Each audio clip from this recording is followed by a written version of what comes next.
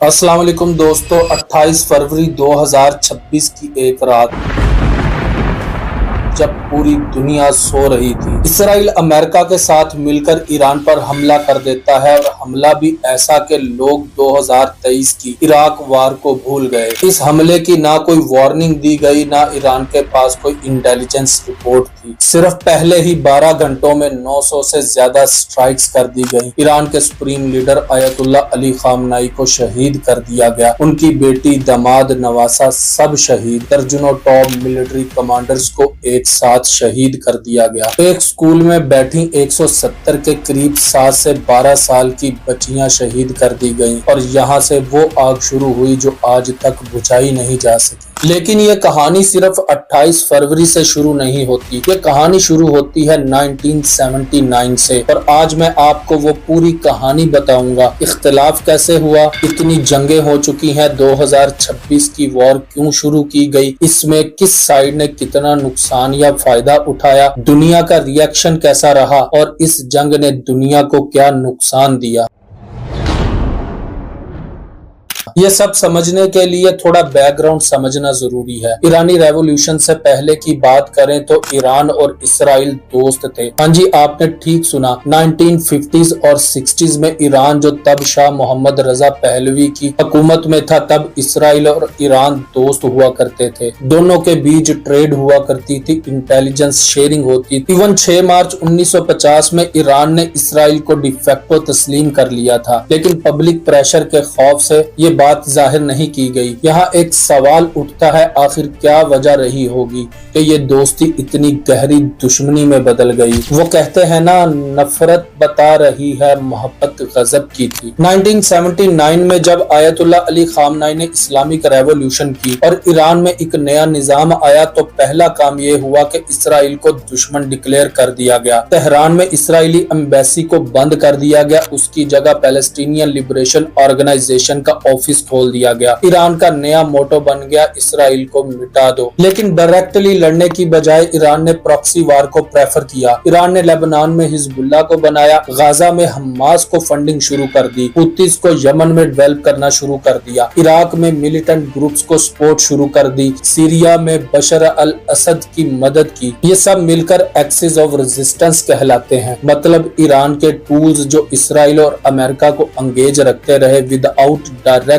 Involvement of Iran. ये system decades तक काम करता रहा। फिर अगला फेज शुरू हुआ और 2000s में ईरान ने अपना न्यूक्लियर प्रोग्राम तेजी से बढ़ाना शुरू कर दिया। ईरान कहता रहा ये सिविलियन एनर्जी के लिए है, जबकि इसराइल और अमेरिका कहते रहे कि ये न्यूक्लियर बॉम्ब बनाने की तैयारी हो रही है। 2015 में एक डील हुई, joint comprehensive plan of action यानी JCPOA, जिसमें ईरान ने यूरेनियम एनरिचमेंट रोक दी और international atomic energy agency IAEA के इंस्पेक्टर को अलाउ भी कर दिया गया कि वो चेक भी कर सकते हैं, लेकिन बदले में ईरान पर लगे सैंक्शंस खत्म कर दिए गए। मीनवाइल 2018 में ट्रंप ने डील से विड्रॉ ले लिया। ट्रंप का कहना था कि ये डील कुछ भी नहीं कर पा रही। ईरान डील के बावजूद मिसाइल्स भी बना रहा है और प्रॉक्सीज भी बना रहा है। ईरान ने जवाब में एनरिचमेंट फिर शुरू कर दी और 2023 तक वो न्यूक्लियर ब्रेकआउट के इतने करीब पहुंच गए थे कि एनालिस्ट कहने लगे ईरान सिर्फ 12 दिन के अंदर न्यूक्लियर बॉम्ब बना लेगा।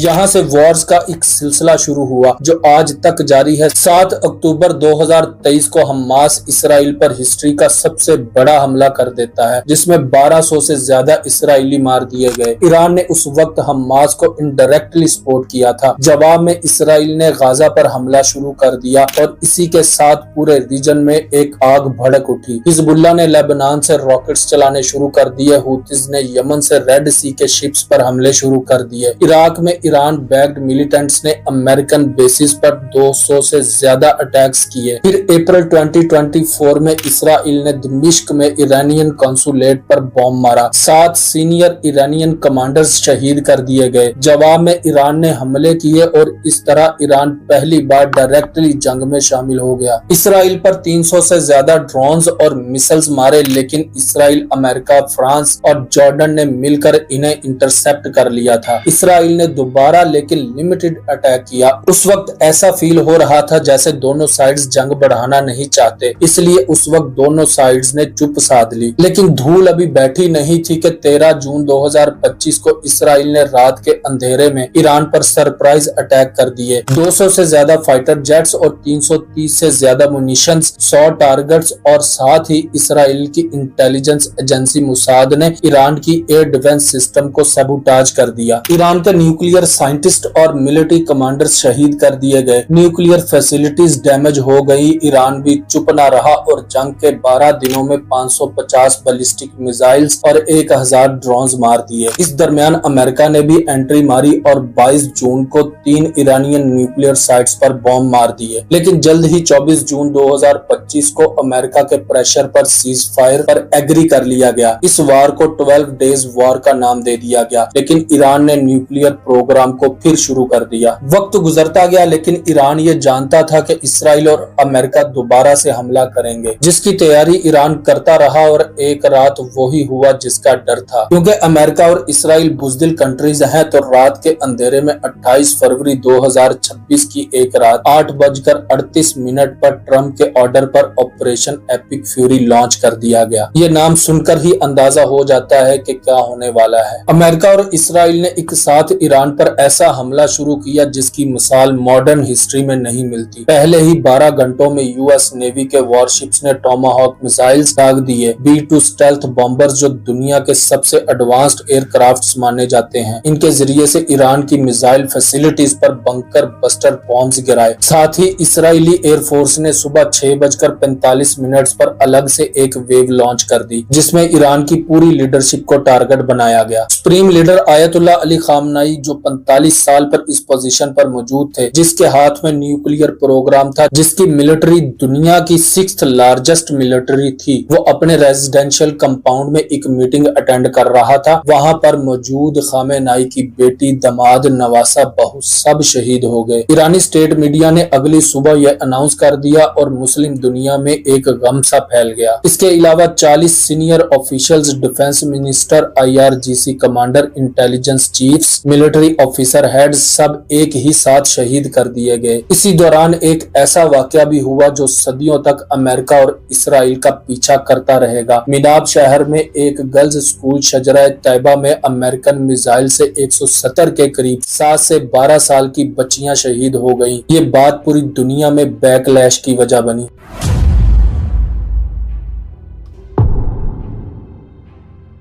दोस्तों अब देखते हैं इस जंग में होने वाली development week by week. First week में इसराइली हमलों में ईरान के सुप्रीम लीडर अली खामनाई शहीद हो गए, जो मुल्क के डिफेक्टो सरबराह थे और दुनिया भर के लाखों शिया मुसलमानों के मजहबी शख्सियत थे। इन हमलों में कई लीडर्स को भी निशाना बनाया गया, जिनमें टॉप जनरल अब्दुल रहीम मूसवी, IRGC के कमांडर मोहम्मद पाकपुर और खामनाई के मुशीर अली शाम खानी शामिल थे। ईरान ने बहुत तेजी से रिटेलिएट किया। इसराइल और रीजन में मौजूद यूएस एसेट्स और गल्फ के सिविलियन और एनर्जी टारगेट्स पर सैकड़ों मिसाइल्स और ड्रोन्स दाग दिए। शुरुआती हमलों के बाद यूएस और इसराइल ने रोजाना ईरान पर हमले जारी रखे। यूएस मिलिट्री ने जंग में पहली हलाकतों का ऐलान किया तो कुवैत के पोर्ट शुएबा बेस पर हमले में 6 फौजी मारे गए। तेहरान ने वर्ल्ड ऑयल ट्रेड की गुजरगा स्ट्रेट ऑफ हॉर्मुज बंद करने में कामयाबी हासिल कर ली, जिसने पूरी दुनिया को हिलाकर रख दिया और अचानक से इन्फ्लेशन में इजाफा होने लगा। अराउंड द ग्लोब एक परेशानी शुरू हो गई। जंग शुरू हुए 48 घंटों से भी कम वक्त गुजरा था कि हिजबुल्लाह ने इसराइल पर रॉकेट्स फायर करके जंग में एंट्री करी। उन्होंने कहा कि यह खामनाई की शहादत और 2024 के सीज फायर की खिलाफ वर्जी करते हुए लेबनान पर इसराइली हमलों का जवाब है। इसराइल ने लेबनान में बॉम्बिंग कैंपेन और ग्राउंड इन्वेजन शुरू कर दी। इस दौरान जो पॉलिटिकल डेवलपमेंट्स हुई वो ये है कि गल्फ मुमालिक ने ईरानियन हमलों की मजम्मत की और इन्हें अपनी खुद मुख्तारी के खिलाफ वर्जी करार दिया। उन्होंने जोर दिया कि वो इस जंग में न्यूट्रल हैं और उन्हें जवाब देने का पूरा हक हासिल है। ट्रंप ने कहा कि इस ऑपरेशन का मकसद ईरानी अवाम को आजादी दिलाना है, लेकिन बाद में यूएस ऑफिशियल्स ने बड़ा वाज़ेह करके कह दिया कि मकसद ईरान की मिलिट्री ताकत को खत्म करना है, लीडरशिप का खात्मा करना है। लेकिन लीडरशिप खत्म होने के बावजूद भी ईरानी हुकूमत खत्म नहीं हुई। ईरान में कोई बड़ी बगावत या हुकूमत मुखालिफ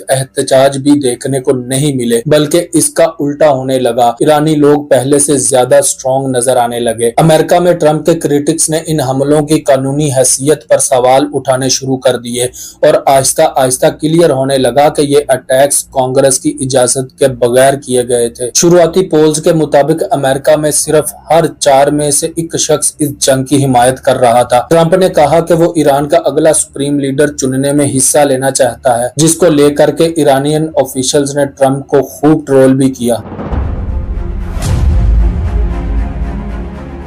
जंग का पहला हफ्ता खत्म होने तक यूएस और इस्राएली हमलों में ईरान में 1332 लोग शहीद हो चुके थे। सबसे खौफनाक हमला मिनाब सिटी में एक गर्ल्स स्कूल पर बॉम्बिंग की वजह से 170 से ज्यादा लोग शहीद हुए, जिनमें 160 के करीब 7 से 12 साल की बच्चियां थी। ये सिर्फ 160 बच्चियां नहीं थी, बल्कि 160 खानदान थे जिनका खून अमेरिका और इस्राएल के माथे पर हमेशा चमकता रहेगा। इसी वीक में इकोनॉमिक इम्पैक्ट क्या आया? पहले हफ्ते के आखिर तक तेल की कीमत $90 पर बैरल क्रॉस कर गई, जो जंग से पहले तकरीबन $70 के पास थी।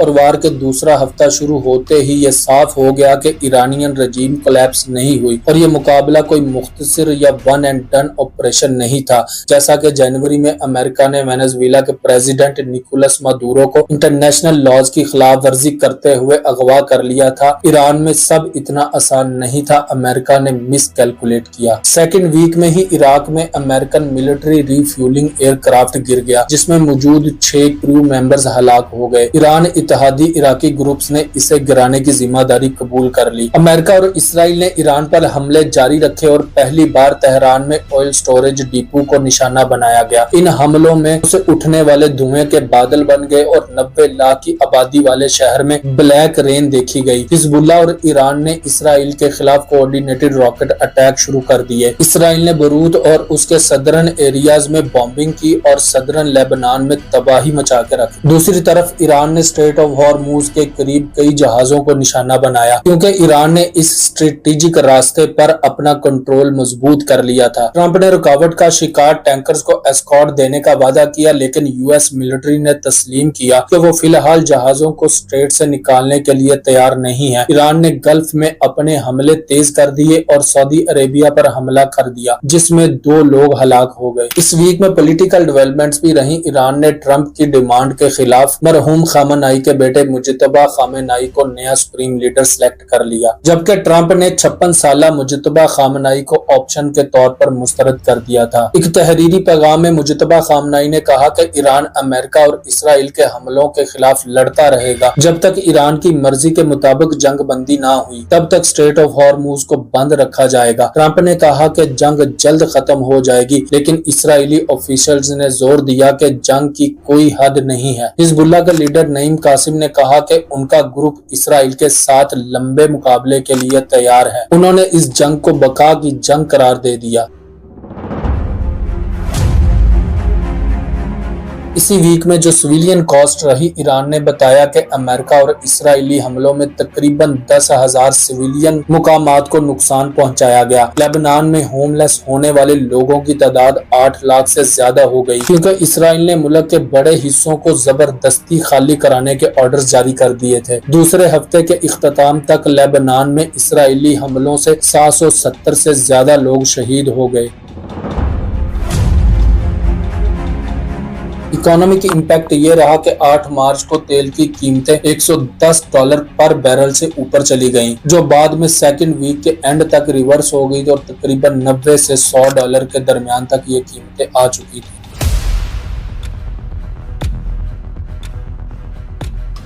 फिर जंग का तीसरा हफ्ता शुरू हो गया, जिसमें रूटीन की एयर स्ट्राइक्स शुरू रही। इसराइल ने ईरान के अंदर बहुत बड़ी असैसिनेशंस की और इसके अलावा ईरान के पारस गैस फील्ड के ऊपर बॉम्बिंग की, जिसकी वजह से खित्ते के अंदर एनर्जी की जंग का खतरा पैदा हो गया। इसराइल ने ईरान के सिक्योरिटी चीफ अली लारजानी और बसीज पैरामिलिट्री फोर्स के सरबराह गुलाम रजा सुलेमानी को शहीद कर दिया। ईरान के 2 भारी मिसाइल्स इसराइल के मल्टीपल लेयर्ड एयर डिफेंस निजाम के अंदर तक घुस गए, जिससे साउथ सिटी दिमोना और अराद में बड़े पैमाने पर नुकसान हुआ। इसके अलावा ईरान ने कतर की रास लफान नेचुरल गैस फैसिलिटी और इसराइल की एक ऑयल रिफाइनरी को भी निशाना बनाया। यूएस ने स्टेटमेंट दिया कि उसने ईरानियन हमलों को रोकने के लिए मिडिल ईस्ट में 10,000 इंटरसेप्टर लगा रखे हैं। ट्रंप ने ईरानियन गैस फील्ड पर इसराइली हमले से खुद को दूर कर लिया और कहा कि उन्होंने इसराइली प्राइम मिनिस्टर नेतन्याहू को कहा था कि ये हमला ना करें। ईरान ने जंग खत्म करने के लिए अपनी शराइत पेश कर दी, जिसमें हमले दोबारा ना होने की यकीन दहानी, नुकसानात का हर्जाना और ईरान के हकूक को तस्लीम करना शामिल था। अली लारजानी ने शहादत से पहले मुस्लिम ममालिक के लिए एक 6 पॉइंट मैसेज जारी किया था, जिसमें ईरान के लिए हिमायत की कमी का खुल्लम खुल्ला कहा गया। ईरान यूएस और इसराइल के खिलाफ लड़ाई से पीछे नहीं हटेगा। US national counter terrorism centre के डायरेक्टर जो कैंटर ने जंग के एहतजाज में रिजाइन कर दिया। उसका कहना था कि जब इस वार को शुरू किया गया तो ईरान से यूएस को कोई खतरा नहीं था।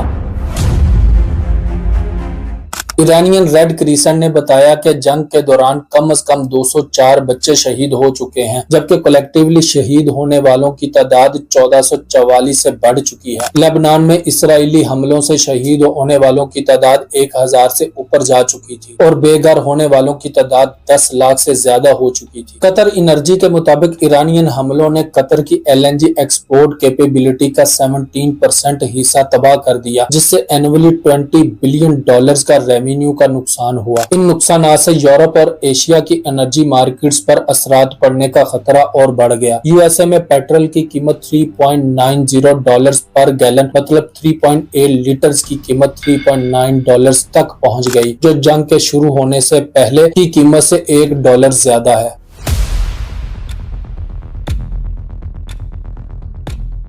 फिर जंग का चौथा हफ्ता शुरू हुआ और अमेरिका ने दावा किया कि दुश्मनी शुरू होने के बाद पहली बार उसने ईरान के साथ राब्ता किया है। इस ऐलान से इशारा मिलता है कि ट्रंप शायद इस जंग से निकलने का रास्ता ढूंढ रहा था, क्योंकि ये एक लंबी खिंचने वाली लड़ाई बन चुकी थी। ट्रंप ने कहा कि अगर ईरान ने 48 घंटों के अंदर स्ट्रेट ऑफ हॉर्मुज को मुकम्मल तौर पर नहीं खोला तो वो ईरान के पावर प्लांट्स को तबाह कर देगा। लेकिन बाद में ट्रंप ने इस डेडलाइन में पहले 5 दिन और फिर मजीद 10 दिन का इजाफा कर दिया। अमेरिका ने हजारों फौजी मिडिल ईस्ट में उतार दिए, जिससे ईरान के अंदर जमीनी कार्रवाई के इम्कानात बढ़ गए। इसराइल ने ईरान की स्टील फैक्ट्रीज और एक न्यूक्लियर रिएक्टर पर बॉम्बिंग भी की, जिसके जवाब में ईरान ने मिडिल ईस्ट में मौजूद इंडस्ट्रियल साइट्स को निशाना बनाने की धमकी दे दी। इसराइली फौज ने कासमिया ब्रिज पर हमला कर दिया, जनूबी लेबनान को बाकी मुल्क से जोड़ने वाला एक अहम रास्ता था। ट्रंप ने दावा किया कि ईरान सीजफायर डील करने के लिए कोशिशें कर रहा है, लेकिन ईरानियन लीडरशिप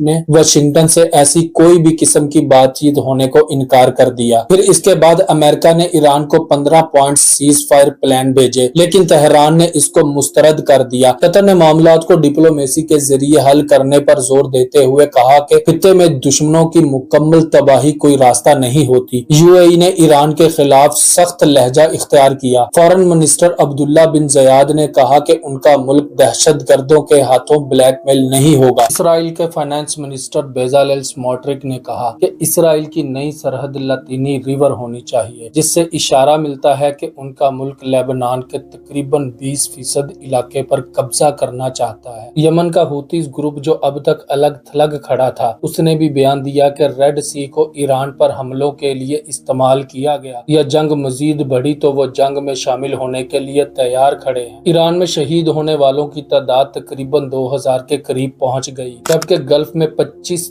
डेथ्स रिपोर्ट हो चुकी थी। इसराइल में ईरान और हिजबुल्लाह के हमलों से जंग के पहले महीने में 20 लोग हलाक हो चुके थे। लेबनान की हेल्थ मिनिस्ट्री के मुताबिक इसराइली हमलों में कम से कम 121 बच्चे शहीद हुए और लेबनान में शहीद होने वालों का टोटल नंबर 1116 तक पहुंच चुका था। ऑयल सप्लाई डिस्टर्ब होने की वजह से तेल की कीमत $112 पर बैरल से तजावुज कर चुकी थी, जो 2022 के बाद सबसे बड़ी हाइक थी। जंग की वजह से पैदा होने वाली अनसर्टेनिटी की वजह से अमेरिकन स्टॉक मार्केट क्रैश कर चुकी थी। दोस्तों, यहाँ तक 1 महीने की जंग का क्विक एनालिसिस करें, यानी इस जंग से अमेरिका और इसराइल ने क्या हासिल किया और क्या हासिल नहीं किया, तो रिजल्ट्स जो निकलते हैं वो बिल्कुल भी अच्छे नहीं है। पूरी दुनिया इस वार को अमेरिका इसराइल वर्सेस ईरान की तरह देख रही है, लेकिन ये वर्ल्ड ऑर्डर की रीशफलिंग थी, क्योंकि अमेरिका चाहता था ईरान में रजीम चेंज करना, नहीं कर सका। ट्रंप चाहता था स्ट्रेट ऑफ हॉर्मुज का कंट्रोल हासिल किया जाए, नहीं ले सका, बल्कि बुरी तरह रुसवा हुआ। इंसान को जब सख्त प्यास लगती है तो वो जगह जगह पानी ढूंढता है। इसी तरह अमेरिका को तेल की प्यास लग चुकी है और अमेरिका जगह जगह तेल ढूंढता फिर रहा है। तेल के लिए हर जगह घुस जाता है और कब्जा कर लेता है, लेकिन ईरान में चारों खाने चित हो गया। इसराइल एक टेररिस्ट स्टेट है और इस जंग का मेन प्लेयर था, जिसने अपने मकासद हासिल करने के लिए इस जंग को शुरू किया। ग्रेटर इसराइल यानी सारे रीजन पर कब्जा कर लो और इसराइल का झंडा लगा दो, लेकिन इस बार भी ईरान ने इसराइल को अपने नापाक इरादों में कामयाब नहीं होने दिया। मोटे मोटे तौर पर बात करी जाए तो इस जंग ने दुनिया को सिर्फ नुकसान दिया है। फायदा सिर्फ एक हुआ है कि ईरान ने अमेरिका को बुरी तरह एक्सपोज करके रख दिया। अमेरिका ने जो दबदबा दुनिया पर बैठा रखा था उसको मट्टी में मिला दिया